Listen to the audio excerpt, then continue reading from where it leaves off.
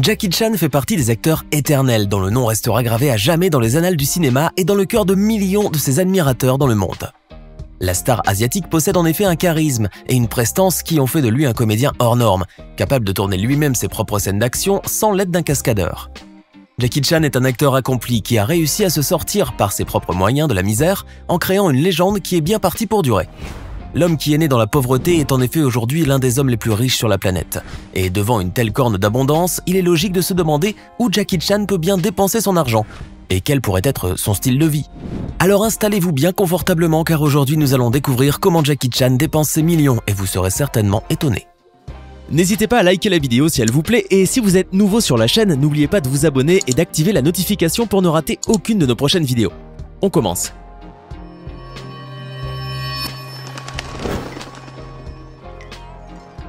Aujourd'hui, Jackie Chan est l'un des hommes les plus riches et les plus influents au monde. Mais il n'a pas toujours eu la vie rose et les premières années de sa vie se sont pratiquement déroulées dans la misère la plus noire. Jackie Chan est né à Canton, près de Hong Kong, le 7 avril 1954 sous le nom de Chan Kong-sang, ce qui signifie né à Hong Kong. Et selon la légende, si la plupart des bébés naissent après 9 mois, Jackie Chan était déjà particulier, car il serait né bien après le terme, forçant Madame Chan Lily à accoucher par césarienne. Une opération qui aurait coûté environ 26 $ américains, ce qui était assez cher dans les années 50. Surtout pour une famille de réfugiés de la guerre civile chinoise, vivant dans la précarité et sans aucun revenu stable. Les parents de Jackie n'ayant donc pas les moyens de payer, le docteur qui avait mis le bébé au monde leur proposa un marché consistant à lui permettre d'adopter l'enfant en contrepartie du règlement des frais d'hospitalisation. Mais Jackie Chan était le premier fils de ses parents et pour eux il était le symbole vivant de leur nouveau départ à Hong Kong. Heureusement, des amis de Charles Chan, le papa de Jackie, lui ont prêté de l'argent pour régler les frais d'hospitalisation. Ce geste généreux a pu sauver la petite famille de la honte et de la séparation. Jackie a donc pu passer les 6 premières années de sa vie à l'ambassade de France à Hong Kong, où travaillaient ses parents en tant que cuisinier et femme de chambre. En 1961, les parents de Jackie Chan vont immigrer en Australie, où une occasion de travail alléchante se présente. Les parents désireux que leur fils ait une éducation chinoise vont alors inscrire Jackie, seulement âgé de 7 ans, à l'opéra de Pékin du maître Yu Shanhuan. Ce dernier, tombé sous le charme du petit Jackie, finit par l'adopter carrément, en faisant de lui son filleul et disciple privilégié. C'est donc sous sa houlette que Jackie Chan va apprendre les arts martiaux et les divers maniements d'armes tels que le bâton, le sabre, mais aussi l'acrobatie, le théâtre, la danse et le chant. Pour atteindre un excellent niveau de perfection, le rythme imposé aux élèves était quasiment infernal, et le petit Jackie a dû endurer les affres d'un entraînement intensif. Les étudiants devaient ainsi s'entraîner plus de 18 heures par jour en commençant dès 5 heures du matin pour ne finir qu'après minuit. Une discipline quasi militaire et une exigence de fer leur étaient demandées. Et si jamais par malheur un élève échouait lors d'un exercice, il voyait sa punition doublée en difficulté. En vérité, l'entraînement était à ce point ardu et dangereux que le contrat signé entre les parents de Jackie et l'école stipulait que s'il mourait des mauvais traitements subis, ceci restait légal. Lorsque Jackie était encore nouveau dans l'école, son maître lui aurait demandé de sauter par-dessus une table pour faire ses preuves. Jackie lui répondit qu'il n'en était pas capable. Alors le maître sortit un fouet et Jackie, terrifié, ne sauta pas une table, mais 2. Toutefois, au sortir de cette école, Jackie Chan était devenu un véritable maître en arts martiaux, capable d'effectuer de fabuleuses acrobaties et des cascades hautement dangereuses. Il commence alors une carrière timide au cinéma, d'abord comme cascadeur, puis comme figurant. En 1972, il réalisa l'un de ses rêves en côtoyant ainsi son modèle Bruce Lee dans La Fureur de vaincre, même si ce n'était qu'un rôle mineur. Jackie Chan retrouvera plus tard son idole dans quelques-uns de ses autres succès tels que le film culte Opération Dragon, mais toujours dans des rôles de figuration. Pourtant, et grâce à son charisme et à ses capacités physiques hors normes, Jackie Chan prend très vite du galon et devient de plus en plus remarqué dans le monde du cinéma hongkongais, pour qui il représentait une véritable bouffée d'air frais. Jackie avait en effet commencé à tourner sous les ordres du réalisateur Nguyen Hung Ping, qui lui laissa une liberté totale dans son travail de cascadeur. Jackie Chan commence alors à développer un style particulier mêlant l'action à la comédie, un nouveau style qui deviendra sa marque de fabrique et qui établit le genre du kung-fu comique. Cette particularité que seuls très peu d'acteurs peuvent se targuer de posséder n'est pas la seule marque de fabrique de Jackie Chan, car l'emblématique artiste a surtout percé grâce au savant mélange d'humour et d'action dans ses films. Cette recette spéciale a donc pu façonner son éternel personnage de champion d'arts martiaux loufoque, ou tel un Gaston Lagaffe, maître de kung-fu, et bien évidemment le public a été immédiatement conquis. La première véritable percée de Jackie s'est produite donc en 1978 avec le film « Le Chinois se déchaîne ». Puis viendra le film « Le Maître chinois » qui le propulse définitivement sur la vague du succès. Désormais, Jackie Chan s'était fait un nom à Hong Kong et voulait, à l'instar de Bruce Lee, son idole, séduire les États-Unis et dans une plus grande mesure le monde occidental. Aujourd'hui, Jackie Chan est connu dans tous les pays du monde. Sa notoriété est telle qu'il suffit d'évoquer son nom pour voir les gens sourire et commencer à imiter ses nombreuses grimaces hilarantes. Son succès aux États-Unis prit une forme triomphale avec le film policier Rush Hour sorti en 1998, qui aura deux suites, Rush Hour 2 en 2001 et Rush Hour 3 en 2007. Des films comme Shanghai Kid, Le Smoking ou encore Le Tour du monde en 80 jours, une adaptation cinématographique de l'œuvre de Jules Verne dans laquelle il incarne Passepartout. Ainsi, Jackie prouve que dans les années 2000, malgré le temps qui passe, le comédien déploie toujours une énergie débordante et communicative.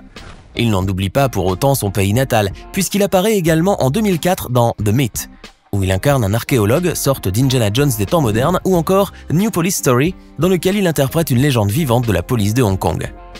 Après le succès de Rush Hour 3, il passe derrière la caméra pour Opération Condor 3, Chinese Zodiac.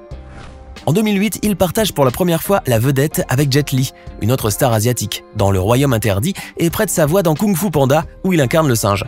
Une carrière aussi prolifique et autant couronnée par le succès a fait gagner à Jackie Chan une grosse fortune après une vie misérable.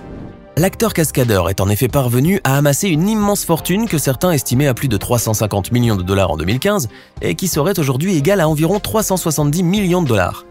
Et avec un revenu annuel de plus ou moins 50 millions de dollars par année, le comédien chinois se place régulièrement dans le top 10 des acteurs les mieux payés de la planète, selon le magazine américain Forbes.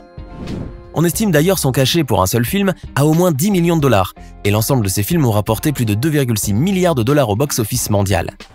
Toutefois, son extrême richesse ne vient cependant pas que de ses films, mais également de ses différentes marques.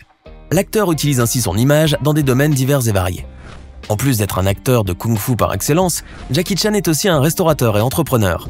Il a lancé une chaîne de restaurants appelée Jackie's Kitchen à Hong Kong, en Corée du Sud, et aussi à Hawaï. Jackie s'est lancé aussi dans le secteur des cafés avec une chaîne appelée Jackie Chan's Java Coffee. Jackie Chan a donc pu démontrer qu'il avait le don pour les affaires et savait comment faire fructifier sa fortune et gonfler encore davantage ses nombreux comptes en banque.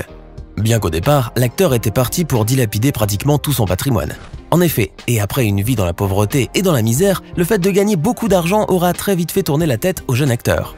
Le succès mondial de ses films et la frénésie collective des médias à son sujet avaient ainsi poussé Jackie vers des sentiers peu recommandables et très vite. Il sombra dans la spirale infernale de l'alcool, des prostituées et des jeux de hasard. Lorsqu'il a commencé à devenir célèbre à l'international, Jackie est devenu une personne que même sa famille ne reconnaissait plus. L'acteur menait une double vie et s'éloignait de plus en plus de son épouse, l'actrice taïwanaise Joan Lin, et son jeune fils de 2 ans, Tae-si, afin de retrouver ses amis de beuverie et les escort girls qu'il entretenait. Jackie Chan aurait ainsi dépensé plus de 2 millions de dollars en un an afin juste de régaler ses amis et en leur offrant des cadeaux extravagants, tels que des montres et des voitures de luxe, des vestes en cuir faites main ou des cartons de vin extrêmement onéreux. Son style de vie luxueux était quasiment scandaleux tant Jackie semblait n'accorder que très peu de valeur à l'argent, comme en témoignaient les nombreuses voitures de luxe qu'il envoyait régulièrement à la casse lorsqu'il conduisait en état d'ébriété avancée. Il pouvait ainsi cracher sa Porsche le matin et le soir même on l'apercevait totalement ivre et fonçant à toute allure au volant d'une Mercedes flambant neuve. Heureusement, l'âge amène la raison.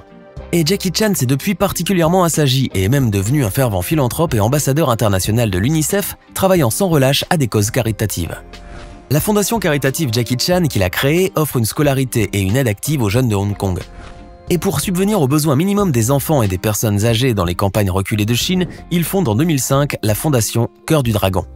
Jackie Chan dépense donc aujourd'hui son argent dans les œuvres caritatives, essayant de donner leur chance à des gens défavorisés, ce qui est bien entendu une activité extrêmement louable. Car avec de grands pouvoirs arrivent de grandes responsabilités, et il semblerait que notre cher Jackie Chan l'ait bien compris depuis qu'il s'est engagé dans cette voie humaine.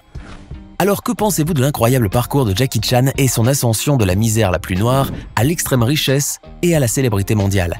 Donnez-nous votre sentiment dans les commentaires. Et si la vidéo vous a plu, n'oubliez pas de mettre un pouce bleu, de vous abonner et de la partager avec vos amis. À demain, même heure, même chaîne pour une nouvelle vidéo. Ce n'est pas fini. Envie d'en voir plus? Regardez tout de suite une vidéo insolite, pleine de séquences incroyables et de découvertes inégalables sur la chaîne Eureka. Eureka est une chaîne consacrée aux listes insolites qui publie plusieurs fois par semaine des vidéos incroyables sur des sujets inédits. Cliquez tout de suite sur Eureka et découvrez maintenant la toute dernière vidéo de la chaîne. À demain!